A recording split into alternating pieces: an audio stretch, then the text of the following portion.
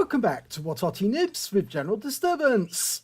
This is an M18 Hellcat. It's a tier 6 American tank destroyer, a turreted tank destroyer at that, and it's located on the southwest spawn of Arctic region under the command of Panzerpenguin of SJB, or Salty Jedi Battalions.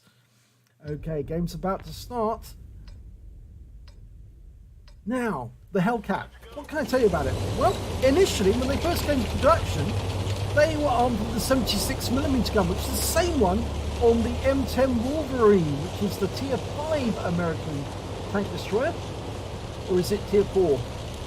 No, tier 5 I think it is. Well, when it got the 90mm gun, this really made a huge difference to this vehicle. Because 90mm means 240 alpha. It also means an 8-second reload, which is quite long. But it does mean a huge amount of hitting power. The 60mm gun, oh, and that was an Achilles. Was it an Achilles or Wolverine? It's an Achilles, which is a Wolverine, but with a 17-pounder gun. Well, got a hit anyway on that SU-100, but he did see where we were. Trying to get shots. That Wolverine's gone behind a rock. He really shouldn't have been there. It was just too many people crowding the same spot. Well, initially the American tank destroyer corps or groups were less than enthusiastic about their Hellcats until, of course, they realised that the increased speed of 72 kilometers an hour meant you could bomb around the battlefield really quickly, and in fact it made it very difficult for the enemy to get at them because they could zoom in, shoot, and zoom away before the enemy could react. And with the 90mm gun, it was devastating to enemy vehicles because there weren't many vehicles they couldn't penetrate. If you think about it, 90mm is 2mm more than the 88. It's a very high caliber weapon. They actually even made a mistake because when they initially supplied these tanks, or these tank destroyers rather, to the American troops in Europe. Oh, we bounced off the front of that Jackson. They actually had, took around from a T-34-85. He needs to pull back, gets one into the AMX-12, and the return round from that T-34 hit the rock. Well, they sent the 90mm shells over to Europe, and unfortunately it sent them to the wrong destination, and they turned up at a tank, anti-tank gun unit, who had the fixed anti-tank guns, the towed variety, 90mm ones, and of course the shells wouldn't fit their guns. And they're trying to work out why they were sent these 90mm guns. Well, it wasn't the shells for their towed anti-tank guns, it was the ones for the Hellcats instead.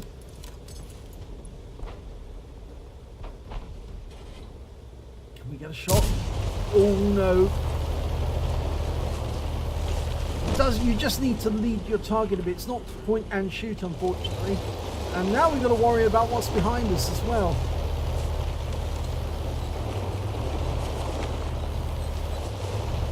Not doing too well in this game so far. We're 3 tanks down on the enemy, and now we've got somebody coming up in that gully, an AMX-12 ton.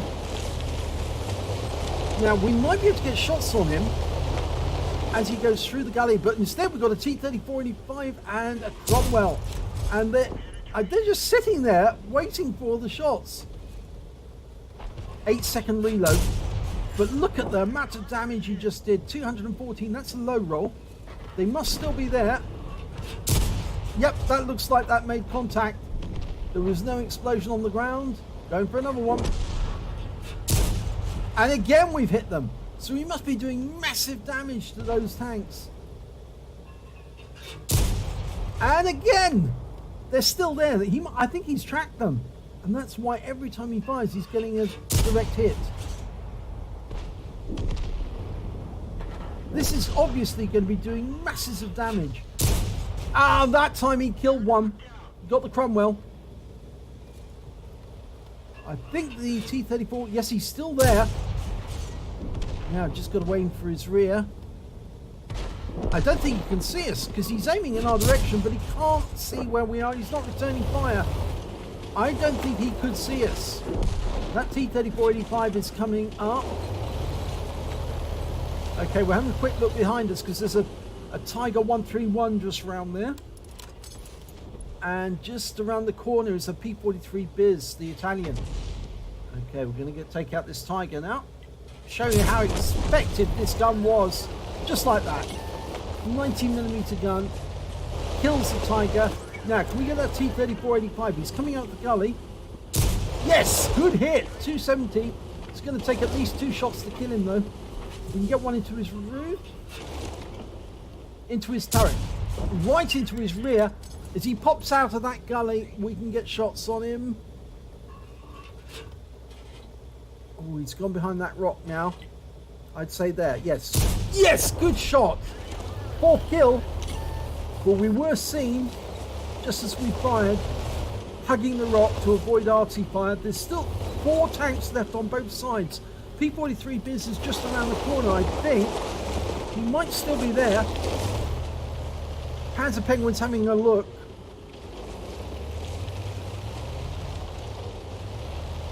Right, it looks like he's pulled away. He's being cautious.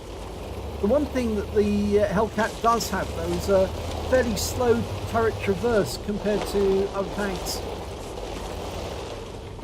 It does have a very fast speed, though. That's the bonus.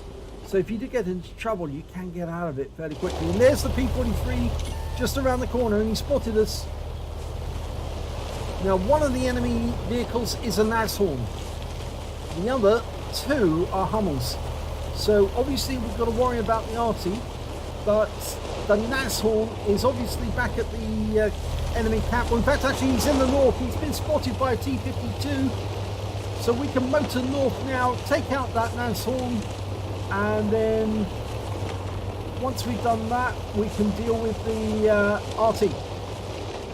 We've got shots on him. Dialing in. Yes! Kill shot! 1 shot. Okay, so now P-43 and then the Arty. 340 hit points. Was that 340 I saw on the P-43? It's going to take at least 2 shots to kill. There he is. 307. Okay, there's one of the shots. Next one. Almost reloaded. Now, dial in and... Yes! So that's the top gun. Okay, now we just need to get behind this rock face to stop the Arty putting shots into him. Try not to knock any trees down because that will give the Arty clues to where we are. Good, he's done that.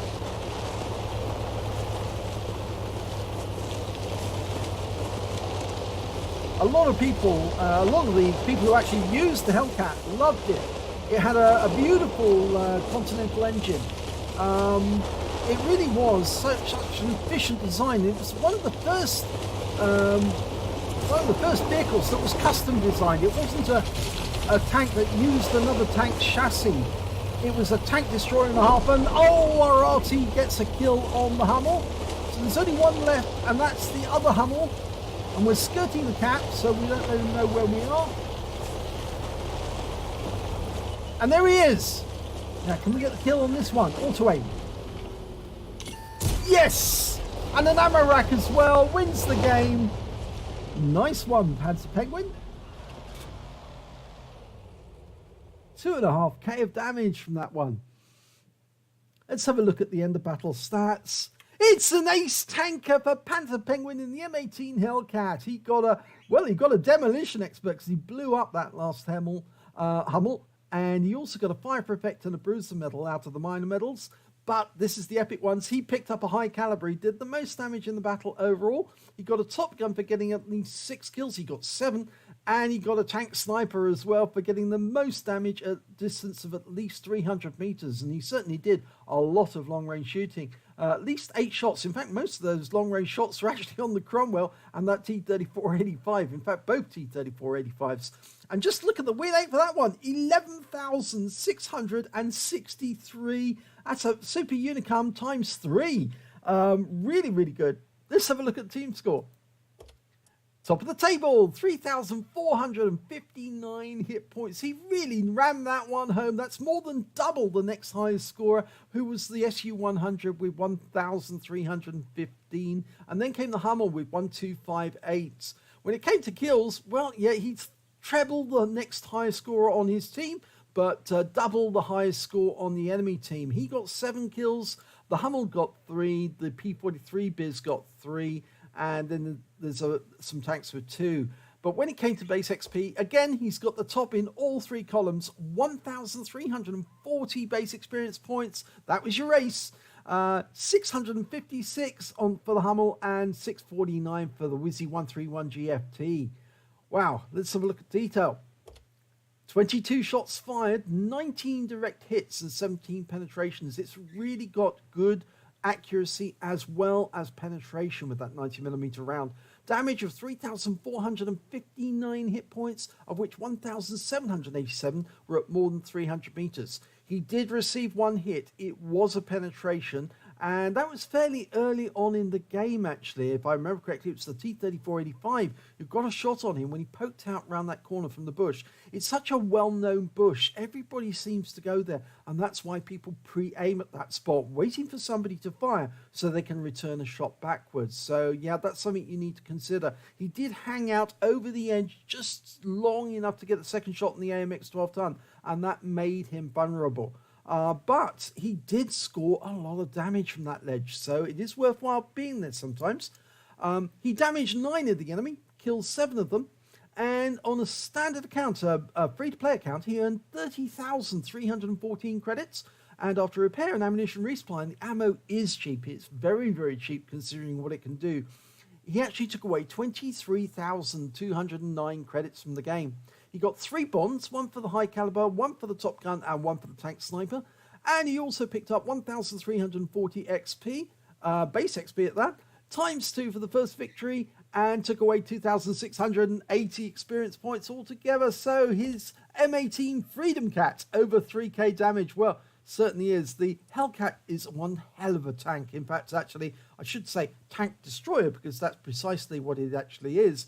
And a lot of people love them. In fact, they love them so much that there are many M18 Hellcats still in existence, still in running order, and some beautifully cared for. And if you've ever seen it, there's a television program which was called Saints and Sinners, and it's the Battle of the Void, and there are Hellcats in that film.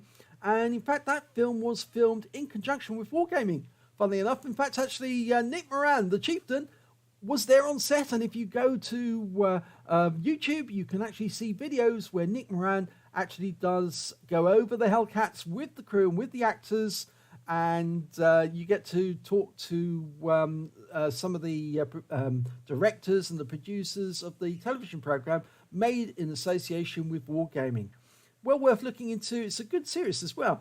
Quite interesting one. From a human point of view, it does sort of like put a human face on being a tanker during the Second World War. So, if you enjoyed that replay, please give it a like and do subscribe to our channel, and hopefully it'll be your replay that I'll be featuring in the next video.